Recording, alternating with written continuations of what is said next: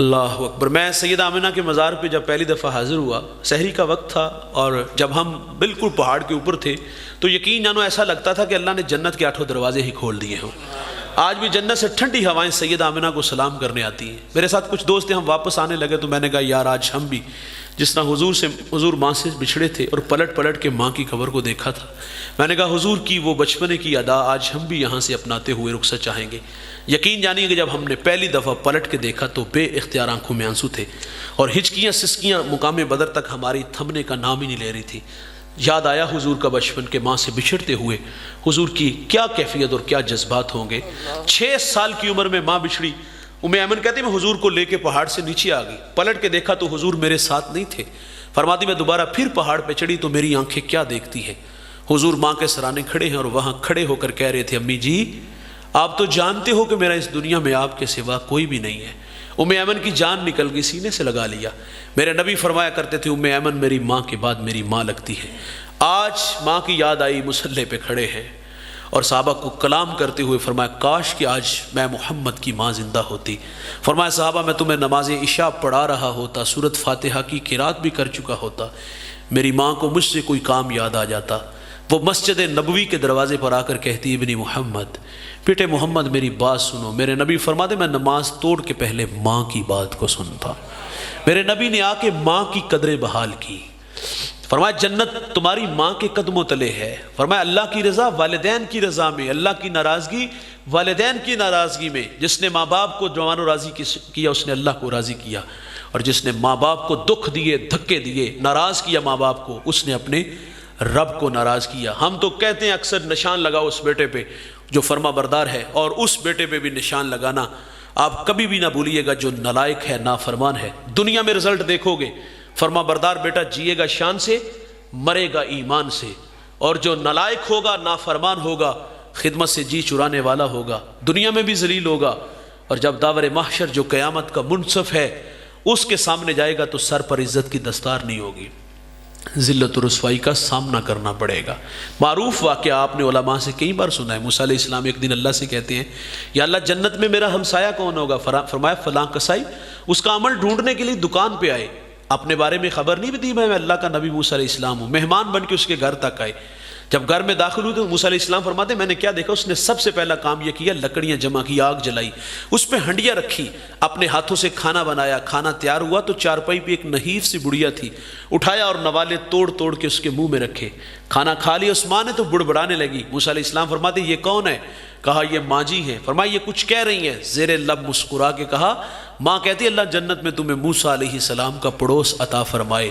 تعجب سے کہتا ہے بھائی آپ ہی بتاؤ کہاں اللہ کے نبی موسیٰ علیہ السلام اور کہاں میں؟ نشہ پیدا ہوگا طبیعتوں میں۔ موسیٰ علیہ السلام فرماتے میں تیرے سامنے کھڑا ہوں۔ ہاں اللہ نبی سے ملا دیتا ہے۔ بھائی ماں کی خدمت کا صلہ، والد کا صلہ، خدمت کا صلہ بہت بڑا ہے۔ حضرت نبی رحمت صلی اللہ علیہ وسلم یمن کی طرف منہ کرتے ہیں، قمیض کے بٹن کھولتے ہیں، لمبے لمبے سانس لیتے ہیں اور کیا فرماتے ہیں انی لاجد ریح الرحمن، مجھے یمن کی طرف سے یار کی خوشبو آتی ہے۔ جانتے وہاں کون تھا؟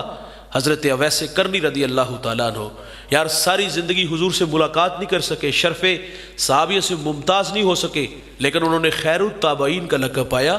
یہ اعزاز ملا کیسے؟ ماں تھی بھائی، آنکھوں سے نابینا تھی، پیچھے کوئی خدمت والا نہیں تھا، خدمت روک لیتی ہے۔ تو میرے نبی صحابہ سے فرماتے تمہیں جب کبھی اویس ملے نا تو اس سے کہنا کہ میری امت کی مغفرت کی دعا کرنا۔ فرما بردار بیٹے مستجاب دعوات بنتے ہیں۔ اگر ناراض کیا، انہیں دکھ دیے، انہیں گالیاں دیں، انہیں برادری میں پرے پنچایت میں رسوا کیا، انہیں دیکھ کے رستہ بدلا، ہاں انہیں آنکھیں نکالی۔ ہم نے ایسے نالائق بچے بھی دیکھے ہیں جو والدین کو بھونکنے کے لفظ بولتے ہیں۔ او بھائی آج ان بوڑھوں کو دکھ دو گے، ان کی آنکھوں میں اتھرو آنسو آئیں گے آپ کی وجہ سے، عرش کا رحمان ہمیں کبھی بھی معاف نہیں کرے گا۔ قرآن تو کہتا ہے وَلَا تَقُلْ لَهُمَا اُفٍّ، انہیں اف بھی نہ کہو۔ مفسرین فرماتے اف سے مراد کہ ان کے سامنے اونچا سانس بھی نہ لو یار، ان کا ادب کرو بھائی اگر زندگی میں عزت چاہتے ہو۔ اگر ناراض کیا تو اللہ ہمیں کبھی بھی معاف نہیں کرے گا۔ میرے نبی نے آ کے ماں کا وقار بلند کیا۔ اس معاشرے میں جہاں ماں کی عزت نہیں تھی، بیوی کی بھی کوئی اہمیت نہیں تھی، بیوی کو پاؤں کا جوتا خیال کیا جاتا تھا۔ اور آج بھی ہمارے اس معظم معاشرے میں عورت کے ساتھ کچھ لوگوں کے رویے ہم دیکھتے ہیں۔ مجھے یاد ہے میں ایک جگہ حاضر ہوا، بات سنی، کوئی جھگڑا تھا کسی گھر کا، کوئی اتنی بڑی بات نہیں تھی. وہ کہتے نا کہ آٹا گوننی تھی ہلنی کیوں. میں نے کہا جانے دے جی، یہ بھی بیٹی ہیں. اس بڑھیا نے پاؤں سے جوتا اتارا، اس کے بھائی کے منہ پہ مارا، اور آواز تھی کہ جتی پوری آئی نہ آئی تو لا کے سٹ چھڑی. میں سر پکڑ کے بیٹھ گیا، یہ عورت کے بارے میں کہہ رہی ہے. کوئی مرد بات کرتا تو بحث کرتا، اور میرے نبی تو عورت کو عزت عطا فرماتے ہیں. سیدہ خدیجہ رضی اللہ تعالی عنہا فاطمہ الزہرا سے فرماتے بیٹا جاؤ ابو سے کہو وہی کے وقت جو چادر آپ کے کندھوں پہ ہوتی تھی وہ مجھے عطا کر دے. آپ نے آ کر کے حضور سے عرض کیا کہ ابا جان ماں جی چادر مانگ رہی ہیں. حضور فرماتے جاؤ بیٹا امی سے پوچھو چادر کیا کرنی ہے. آپ گھر آتی تو حضور بھی تشریف لے آتے ہیں. فرمایا خیریت خدیجہ؟ عرض کی حضور بطور برکت کفن کے لیے ساتھ لے جانا چاہتی ہوں. میرے نبی فرماتے آپ چادر مانگ رہی ہو، اگر میں محمد کے جسم کی جلد مانگتی تو میں تمہیں وہ بھی عطا کر دیتا. سیدہ عائشہ رضی اللہ تعالیٰ عنہ پانی نوش فرما رہی ہیں. حضور فرماتے اس میں سے کچھ بچا لینا. انہوں نے بچا لیا. حضور فرماتے اچھا اب یہ بتائیں کہ آپ نے کہاں ہونٹ رکھ کے پانی پیا؟ عرض کیا حضور یہاں ہونٹ رکھ کے. میرے محمد وہی لب رکھ کے پانی پیتے ہیں. حضور نے عورت کو عزت عطا فرمائی. وہ عرب معاشرہ پاؤں کا جوتا خیال کرتا تھا، اور آج بھی ہمارے معاشرے میں ایسے لوگ ہیں. آپ ہندوستان کی تاریخ پڑھ کے دیکھ لو، یہ آپ کا ہمسایہ ملک، اس کی حالت کیا تھی؟ جب شوہر دنیا سے جاتا ہے جلتی خاک میں آگ میں جلا دیا جاتا، اور اس عورت سے تقاضا کیا جاتا کہ جس آگ میں خاک یہ بنا ہے، اور وفا کی کہانی مکمل تب ہوگی کہ اس خاک میں تو بھی خاک ہو جائے. مرنے کو کس کا جی چاہتا ہے بھائی؟ اس کو شراب پلاتے، اس کو جذبات دیتے. اگر وہ ایسا نہ کرتی تو سلوک کیا ہوتا اس کے ساتھ؟ وہ دوسری شادی نہیں کر سکتی تھی. ہاں وہ اس کے سر کے بال اتار دیتے، اس کی جولی میں مینگنیاں ڈال دیتے، اس کو بند کمرے میں ڈال دیتے تھے. یہ عورت کی تذلیل تھی. تو حضور نے آ کر کے عورت کا وقار بلند کیا. اور پھر سنیے گا بھائی، صحابہ نے حضور سے دین سیکھا، حضور سے رویے سیکھے، اور پھر ان لوگوں نے جو سیکھا اس کو اپنی زندگی اپنے گھر میں نافذ کیا. میں نے حضرت طلحہ بن عبید اللہ رضی اللہ تعالی عنہ کی زوجہ کا بیان پڑھا، دل کو چھو گیا. آپ فرماتی میرے شوہر میں 6 خوبیاں جو مجھے متاثر کر گئیں. یہ اسی پہ میں اپنی گفتگو سمیٹ لوں گا. آپ فرماتی میرے شوہر کی اچھی عادت یہ ہے، یہ دین سیکھا حضور سے، گھر میں نافذ کیا. آپ فرماتی میرے شوہر کی اچھی عادت یہ ہے جب گھر آتے ہیں تو مسکراتے آتے ہیں، جب یہ گھر سے جاتے ہیں تو مسکراتے ہوئے جاتے ہیں، آتے بھی مسکراتے جاتے بھی مسکراتے. دیکھیے ہم باہر دکان میں، کارخانے میں، فیکٹری ہیں، 8 گھنٹے تکلف سے کلام کرتے، کسی کو کھانا کھلایا، کسی کو پانی پلایا، کسی کا سامان اٹھا کے گاڑی تک چھوڑنے آئی، اخلاقی سارے تقاضے پورے کیے. وہ میاں صاحب کہتے ہیں کہ لوکی منو منہ آتے خول چڑھا کے مل دے. باہر ہم اچھے ہیں یا ہم گھر میں اچھے کیوں نہیں؟ جہاں سے 500,000 کا نفع ملا وہاں سارے تقاضے پورے کیے. جو صبح سے شام تک ہمارے والدین کی، ہمارے بچوں کی خدمت میں لگی ہے، تو کیا اس کے لیے ہمارے پاس 2 میٹھے بول نہیں، اچھے رویے نہیں ہیں؟ اگر کسی کو دیکھنا ہو نا کہ کتنا اچھا ہے، اس کی نجی زندگی دیکھو. تیسری اچھی عادت فرماتی میرے شوہر کی یہ ہے کہ یہ خرچ دینے میں بخل نہیں کرتے. ہم دوستوں میں ہو نا تو باہر 10,000 کا کھانا کھائیں گے، ہاں 2 لاکھ مری اڑائیں گے، لیکن گھر میں 500,000 دیے تو اس کا بھی حساب لیتے ہیں. ہم کہتے ہیں راشن تو ہم اکٹھا ڈال دیتے ہیں، تمہارے خرچے کون سے؟ اور ہم نے بعض گھر ایسے دیکھے ہیں، انتہائی معذرت سے، میری بات اگر کسی کو بری لگے تو میں معذرت چاہوں گا. کچھ لوگ ہم نے ایسے بھی دیکھے، وہ کہتے ہیں سسرال والوں کو یہ کھلایا ہے، یا یہ اپنے پیچھے لے جاتی ہے. یار جس نے پال پوس کے جوان کر کے پڑھا لکھا کے ہمارے ساتھ بیچ دی ہے، وہ ہمارے 500,000 کے بھوکے ہوں گے. اور اگر آپ یہی سمجھتے کہ یہ سسرال والوں کو کھلا کے آیا ہے تو میرے نبی کا فرمان سنیے گا، اگر وہ کھلا بھی دیتا تو گناہ کون سا ہے؟ میرے نبی فرماتے تمہارے 3 باپ ہیں، ایک جس نے جنم دیا، ایک جس نے تعلیم دی، اور تیسرا وہ جس نے تمہیں اپنی بیٹی دی. وہ بھی تو بوڑھا باپ ہے نا یار. اگر اس کی معیشت مضبوط نہیں، تو اگر یہ داماد نیک ہے، اچھا ہے، سمجھدار ہے، تو اگر وہ اپنے بوڑھے ماں باپ کی خدمت کرتا ہے تو گناہ کون سا ہے؟ چوتھی اچھی عادت فرماتی میرے شوہر کی یہ ہے کہ کبھی خرچ مانگنے کی ضرورت بھی نہیں پڑی. کبھی خرچ مانگنے کی، یہ شوہر کی ذمہ داری ہے نا، اس کا نان و نفقہ، اس کی خدمت. تو بھائی جان یہ شوہر، کیونکہ میاں بیوی کا جو رشتہ ہوتا ہے نا وہ بڑا بے تکلف سا ہوتا ہے. شوہر سے بیوی مانگتے ہوئے جھجک محسوس نہیں کرتی، اور شوہر نے اپنی حیثیت کے مطابق اپنی بیوی کی خدمت کرنی ہے. کوئی گناہ نہیں، کوئی جہنم کا وعدہ نہیں. اگر کوئی بندہ خود اپنی بیوی کے معاملات خود دیکھتا ہے تو میں اشارے کنائے سے بات کر کے آگے بڑھا رہا ہوں.